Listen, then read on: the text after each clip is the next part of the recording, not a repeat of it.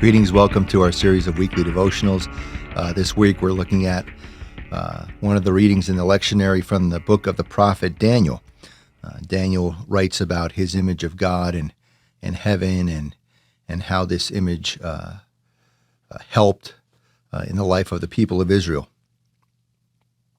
I remember when I first was studying to become a minister, I was invited to lead a small group. Now, I had never really done this sort of thing, so I wasn't really sure how this went and what I was supposed to do.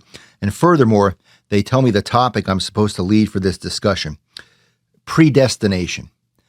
Now, if you know anything about that, it's sort of a thorny theological topic. It's sort of complicated, not the easiest thing to kind of get discussion going with. And I thought, can't you give me something easier? But that's what they asked me to lead. I showed up, and the very first thing I said was to the group was, well, I would really like to lead this discussion tonight. Unfortunately, it was predestined that I show up unprepared. They didn't like that joke either, so don't feel bad.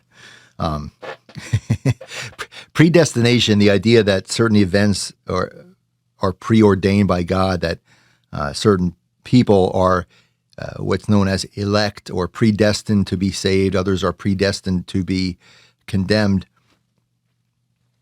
It's not really a subject that I'm fond of talking about, thinking about, or one that I necessarily believe too much or put too much stock in. But some people do. And hey, if it works for them, so be it.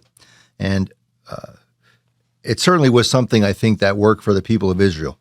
There's an allusion to that line of thinking in this passage. The writer writes, "The court sat in judgment and the books were opened."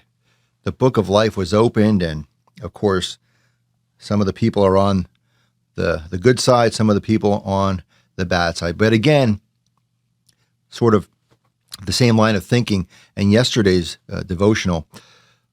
For the people of Israel suffering through oppression and hardship and enslavement, this line of thinking sustained them. They needed to believe that despite outward appearances, the fact that it looked very much like God was not blessing them and God was blessing their opponents, their enemies, they needed to believe that they were chosen by God despite all evidence to the contrary, that they were going to be saved. And what made them feel better was to know that their enemies, who seemed to be thriving on their or thriving at the expense of their benefit, that they were going to be judged harshly at the end of the age, that they were going to be condemned. And this thinking gave them, the people of Israel, assurance and confidence that things were going to work out okay. But again, in our time and place, do we really need to think that way?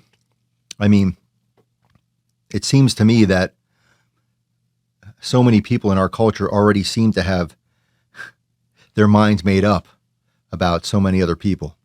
We seem to think already it's if you're a certain culture or skin color, if you're a certain sexual identity or a different religion, it's predestined that you're condemned.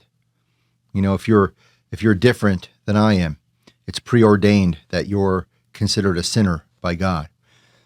We already do this kind of thing enough already. We judge people harshly and already have our minds made up without even getting to know people. So for us, in our time and place, perhaps this passage might cause us to reflect and think about the fact that, maybe God doesn't predestine everything.